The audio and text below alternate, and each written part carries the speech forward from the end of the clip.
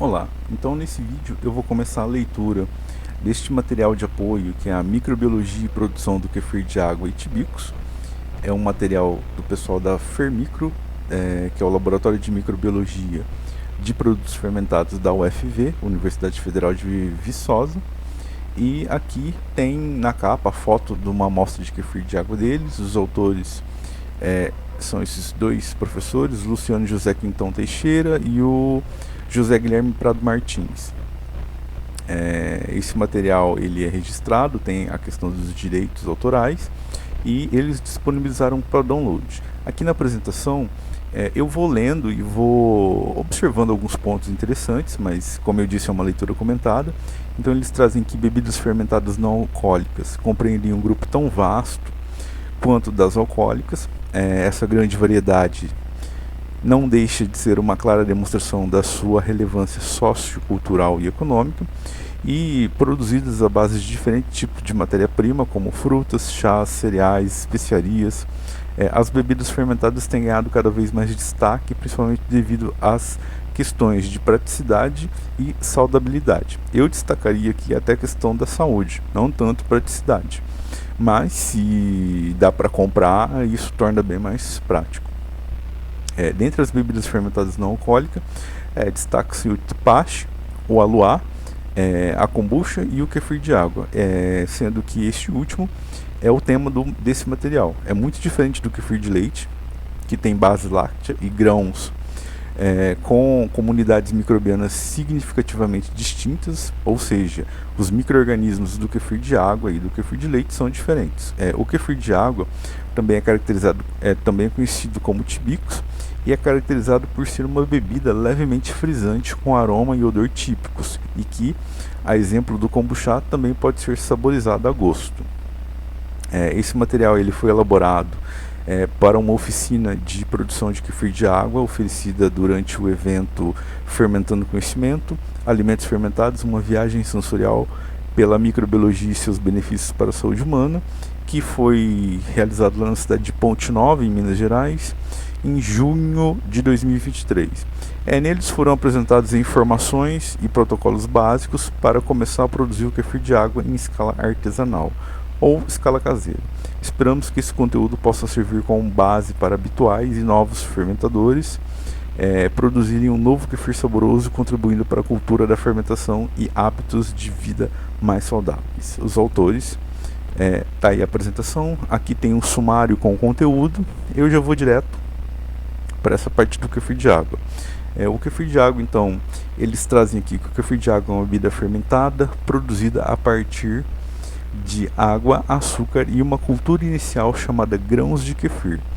Os grãos de kefir de água são compostos por uma associação simbiótica de leveduras, bactérias ácido-láticas e bactérias ácido-acéticas, entre outros micro-organismos organizados em uma matriz de polissacarídeos e proteínas. Então, os grãos do kefir eles são constituídos por dextrano, que é um tipo de açúcar produzido por diferentes grupos de micro-organismos. Dentre os principais destaque para as bactérias láticas, como o Lentilolactobacillus hilgard, é um excelente produtor de enzimas importantes para a síntese dos grãos.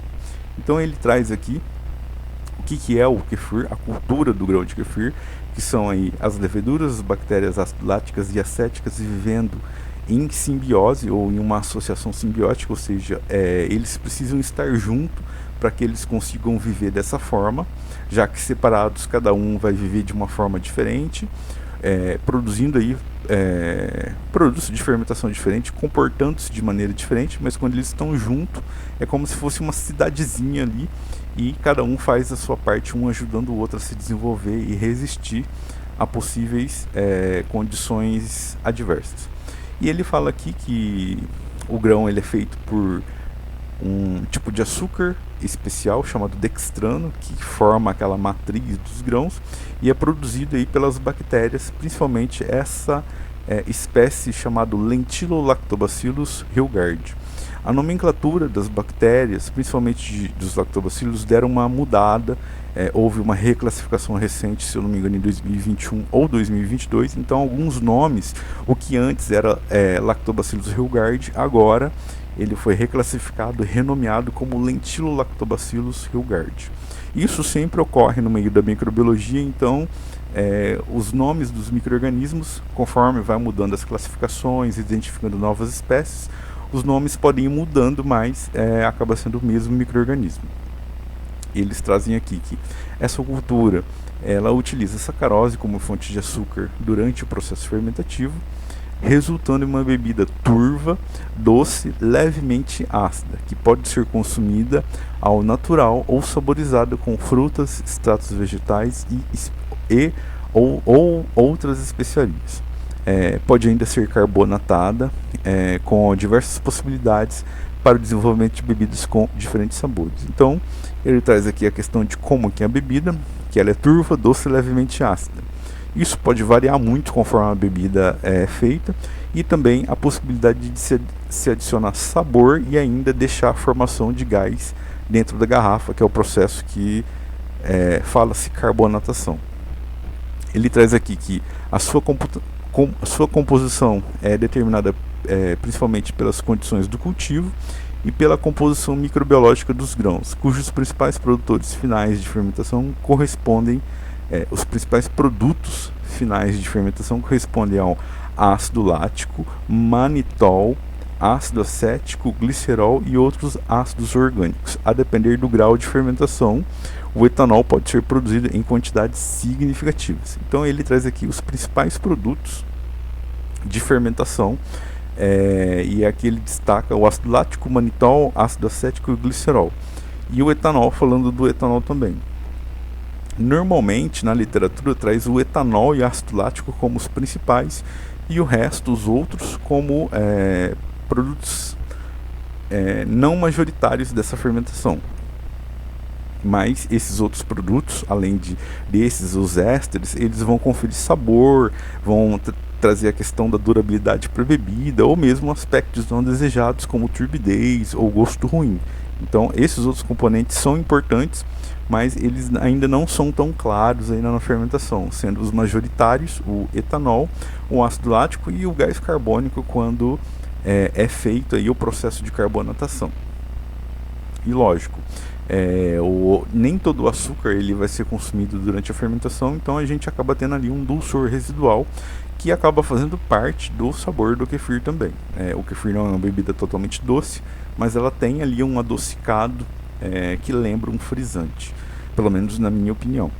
E ele traz aqui, os autores trazem que o apelo por alimentos probióticos e simbióticos tem crescido ao longo dos anos, consolidando o mercado de alimentos funcionais, visto que esses alimentos e bebidas, quando consumidos em quantidades adequadas, oferecem benefícios à saúde, promovendo um estilo de vida mais saudável. Então, essa bebida, ela aí pode trazer benefícios para a nossa saúde.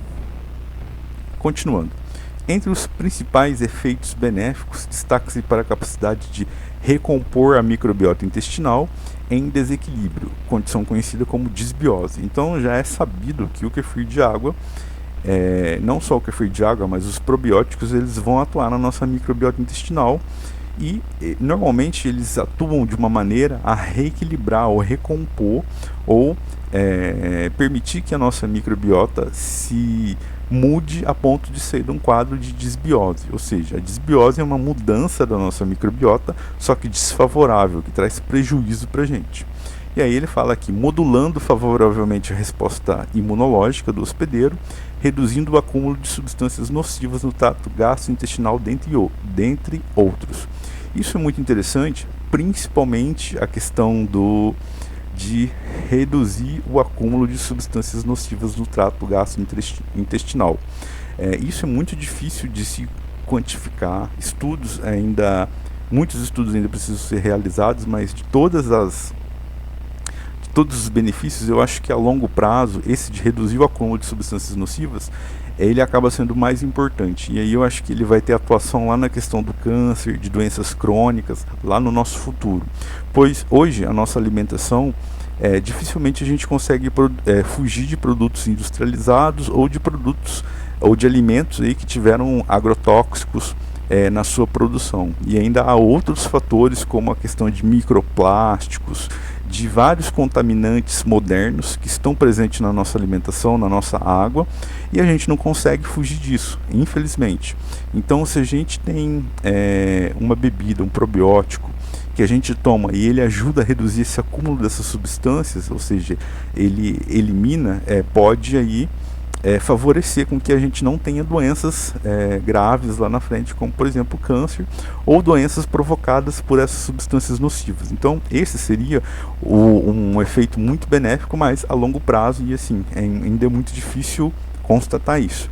Mas a questão de recompor a nossa microbiota intestinal é bem fácil de ser visto, uma vez que a gente ingere o produto. Se a nossa microbiota intestinal está muito desequilibrada, ela vai sofrer um reequilíbrio, e isso pode ser observado como, por exemplo, na questão de gases, de soltar um intestino, ou da pessoa se sentir melhor, ter uma digestão melhor. Então isso aqui seria bem mais rápido, e também depende muito da alimentação da pessoa. Claro que se você está tomando algo para poder reconstituir a sua microbiota intestinal e deixa de tomar água, você vai ter aí uma dificuldade também do funcionamento do intestino. Então, a questão das fibras, da água, de uma alimentação saudável, de hábitos saudáveis, também é importante. Eu creio que o kefir de água, não só o kefir de água, mas qualquer outro probiótico, não vai fazer o efeito sozinho. Ele precisa de ajuda, e da ajuda de todos os fatores possíveis. O autor traz aqui que, sendo assim, os alimentos funcionais são uma tendência na indústria de alimentos, cujos benefícios têm sido cada vez mais comprovados por meio de estudos científicos. Sim, hoje há muitos estudos com vários tipos de alimentos, trazendo aí a questão dos benefícios, mas ainda carece-se de informações, principalmente testes em humanos. E aí ele fala que esses estudos são voltados para elucidações das relações existentes entre estes alimentos e a saúde humana, bem como pelo interesse crescente do consumidor por novas alternativas, que previnam doenças crônicas não transmissíveis, problemas intestinais, atendam à demanda dos veganos. Isso é bem interessante. O kefir de água, ele é considerado uma bebida vegana. Então, quem aí não toma refrigerante, o kefir de água pode ser uma ótima, excelente alternativa. Não só pela questão de sabor, de conseguir chegar numa bebida similar, mas também pela questão de nutrientes. Então você aí tem vitaminas do complexo B que são bem interessantes. Então os alimentos fermentados e veganos, eu penso que devem andar junto.